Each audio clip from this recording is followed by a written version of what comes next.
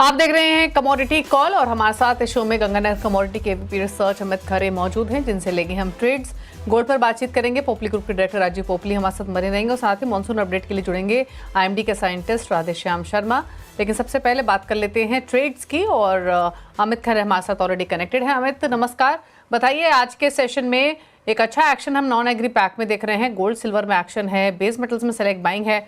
Trades आपने कौन कौन से आइडेंटिफाई किए हैं जहां पर इन लेवल से पोजीशंस बना सकते हैं? नमस्कार दीपाली। बिल्कुल गोल्ड सिल्वर पे जो ट्रेड रहेंगे वो थोड़े से मुनाफा वसूली के हैं, क्योंकि प्राइसेस जो है काफी बढ़ चुके हैं। मेरे को लग रहा है आज के शाम के सेशन में वापस फिर से मुनाफा वसूली देखने को मिल सकती है। लेवल्स का खासतौर से ध्यान रखना है। अक्टूबर वायदा गोल्ड 1,08,000 के करीब बिकवाली करनी है, 99,500 रुपए का टारगेट लगाना है और 1,01,300 रुपए का स्टॉप लॉस रहेगा। वहीं पे चांदी की अगर हम बात करें तो 1,12,000 के करीब इसमें बिकवाली करनी है, 1,10,000 का टारगेट रहेगा, स्टॉप लॉस 1,12,700 रुपए का रहेगा। वहीं पे थोड़ा सा अगर अदर काउंटर की हम बात करें, क्रूड ऑयल 6,900 रुपए के आसपास कहीं पे भी बिकवाली की जा सकती है। 6,970 रुपए का स्टॉप लॉस लगाना है, नीचे में 5,700 रुपए के टारगेट रहेंगे। बेस मेटल पैक की अगर हम बात करें तो बेस मेटल में जिंक को 264 रुपए, जो कि इसका मौजूदा भाव, यहाँ पे बिकवाली कर सकते हैं।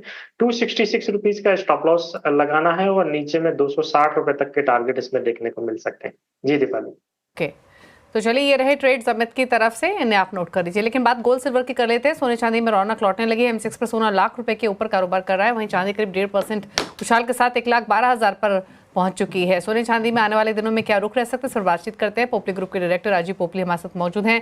राजीव जी नमस्कार, स्वागत है आपका। पहले तो प्राइसेस पर ही बताइए, इतनी तेजी से प्राइसेस बढ़े हैं, सोने चांदी दोनों के ही रुकने का नाम तो ले नहीं रहे हैं। ये अब दिवाली तक कहाँ दिख रहे हैं भाव? हाँ दीपाली, ऑफकोर्स काफी इंकरेजिंग सिचुएशन है एज ऑफ नाउ, तो investment is gold is concern. Diwali तक तो ऑफकोर्स काफी टाइम है, बट अभी जो हम देख रहे हैं 1 लाख क्रॉस हो चुकी है। इसकी लेवरेज हम 1 लाख से 1,10,000 के रेंज में हम देखते हैं as of now for the festive season. And important है कि जैसे अभी IIJ हमारी जो ज्वेलरी शो होती है सबसे बड़ी, ये आज लास्ट डे है। इनसे जो मोरल हमने देखी है ट्रेड की, ये काफी स्ट्रांग थी फॉर द फेस्टिव सीजन। तो इनकी जो बाइंग भी थी फेस्टिव सीजन के लिए IIJ शो में काफी इंकरेजिंग थी। तो ये चलते हम देखते हैं कि कंज्यूमर एंड दोनों की पॉजिटिव लुक लग रही है फेस्टिव पॉइंट ऑफ व्यू से। और डिमांड कैसी एक्सपेक्ट कर रहे हैं फिर इन हायर लेवल्स पर, क्योंकि अब तो ऑफिशियल फेस्टिव बाइंग भी शुरू होगी अब, तो क्या एंटिसिपेट कर रहे हैं ऐसे भाव पर? तो ग्रोथ तो हम देख रहे हैं as value terms for sure. अगर हम वेट वाइज भी अगर एज इट इज हम मेंटेन करेंगे तो वैल्यू ग्रोथ काफी लास्ट ईयर से हाई हो जाती है। एंड गोल्ड रेट हम देख रहे हैं 1 लाख से 1,10,000 के रेंज में for the festive season for now. Okay, अच्छा क्विकली राजीव जी एक सवाल आपका हॉलमार्किंग पर भी। हॉलमार्किंग का दायरा अब बढ़ चुका है, 373 जिलों में हॉलमार्किंग अब ज़रूरी हो गई है।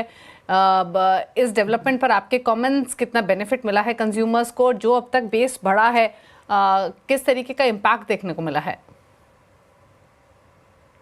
हमारे लिए न्यू नहीं है। In fact we were the first 50 jewellers in India जिसको हॉलमार्किंग लाइसेंस मिली थी वे बैक इन 2000। अभी हमें 25 साल हो गए हॉलमार्किंग करते हैं। I hope the entire country also comes into hallmarking as soon as possible, logistically wherever it is possible. But hallmarking is a base. ये कोई इनोवेशन नहीं है, ये कोई लग्जरी नहीं है, ये एक बेसिक कमिटमेंट है ज्वेलर की जो वो अपने कंज्यूमर को देना चाहते हैं। एंड हॉलमार्किंग की तरफ से ये देने ही चाहिए, इसमें कोई दो राह नहीं है हमारे लिए भी। इनफैक्ट हमारी गोल्ड जो पहले ही दौर में हॉलमार्किंग पास हो चुकी थी, इसलिए we were the first 50 jewellers to get it way back 25 years ago. So hallmarking is compulsory to be done. There is no second thought from a jeweler's moral also. Okay, चलिए शुक्रिया राजीव जी आने के लिए show में, quick comment करने के लिए prices पर, डिमांड सिनेरियो पर। अमित आपका भी शुक्रिया ट्रेड्स बताने के लिए। रुक रहे हैं एक ब्रेक के लिए, ब्रेक के पार बात करेंगे आईएमडी के साइंटिस्ट राधेश्याम शर्मा से, लेंगे क्विक अपडेट मॉनसून पर। आप देख रहे हैं कमोडिटी कॉल और बात करेंगे मॉनसून की चाल की। मॉनसून का आधा सफर पूरा हो चुका है, इस दौरान देश भर में अच्छी बारिश हुई है। आगे के लिए अनुमान क्या है, इस पर बातचीत करते हैं। आईएमडी के साइंटिस्ट राधेश्याम शर्मा हमारे साथ मौजूद है। शर्मा जी नमस्कार। तो पहले तो आगे का अपडेट आपसे जानना चाहेंगे। और अब तक तो बारिश काफ़ी बेहतर हुई, लेकिन अब एक ब्रेक फेज की तरफ मानसून की चाल रह सकती है। अगर हाँ तो कितने दिनों का ये ब्रेक फेज हो सकता है? कौन कौन से रीजन्स में ज़्यादा प्रोमिनेंट होगा?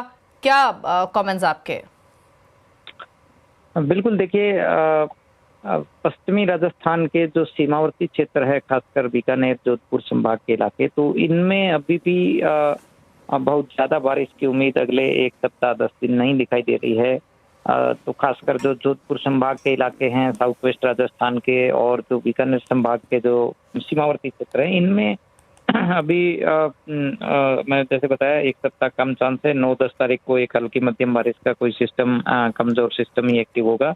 इसके बाद आगे भी बहुत ज़्यादा बारिश का सिस्टम अभी अगले 2 सप्ताह में कम दिखाई दे रहा है। तो ऐसे में उम्मीद है कि जिस प्रकार से जुलाई में बारिश राजस्थान में देखने को मिली थी, शायद अगस्त में वैसी रेन नहीं मिलेगी, लेकिन अगस्त के आखिरी सप्ताह तक वापस संभावनाएं बन रही है कि मानसून जो है वो फिर से सक्रिय होगा।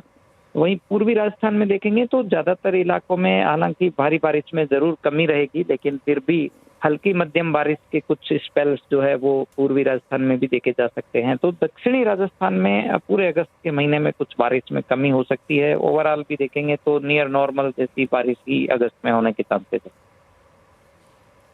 ओके, अच्छा, अब तक जो बारिश हुई है, जो ओवरऑल मानसून रहा है वो 8% से ज़्यादा रहा है नॉर्मल। अगर हम राजस्थान की बात करें स्पेसिफिकली, तो किस तरीके के आंकड़े अब तक रिपोर्ट हुए हैं, क्योंकि उतनी बारिश नहीं हुई थी सो फार? देखिए, राजस्थान में यदि देखेंगे तो जून और जुलाई के महीने में पूरा मानसून एक्टिव रहा। इस बार समय से 1 वीक पहले भी राजस्थान में मानसून आया और आने के बाद कंटिन्यूस एक्टिव फेज में रहने से आप देखेंगे कि जितना 4 महीने का जो पूरा रेन मानसून सीजन में होता है, वो लगभग उतनी बारिश अब तक शुरू के 2 महीनों में हो चुकी है। 430 mm बारिश पूरे राजस्थान में हुई है, जो कि इन दोनों महीने के नॉर्मल से यदि तुलना करें तो करीब 86% ज़्यादा है। तो अभी शुरुआती फेज बहुत बेहतरीन रहा है, लेकिन अगस्त के महीने में कुछ क्षेत्र ऐसे रहेंगे जहां पे बारिश की कमी देखने को मिल सकती है। जैसे मैंने बताया, साउथ वेस्ट राजस्थान में कुछ इलाकों में बिलो नॉर्मल रेन होने के चांसेस है। जी, ओके, चलिए, शुक्रिया शर्मा जी आने के लिए शो में और बताने के लिए किस तरीके की चाल एक्सपेक्ट करें। तो अगस्त उतना वाइब्रेंट नहीं रहेगा बारिश के हिसाब से, जिस तरीके के जुलाई के आंकड़े रहे हैं या जिस तरीके की वर्षा जुलाई में हुई है। अभी फिलहाल 10-12 दिन तो एक ब्रेक फेज रह सकता है मानसून का। चलिए, इसी के साथ एक ब्रेक का वक्त हो गया। ब्रेक उस पर आप देखिए आवाज समाचार। नमस्कार।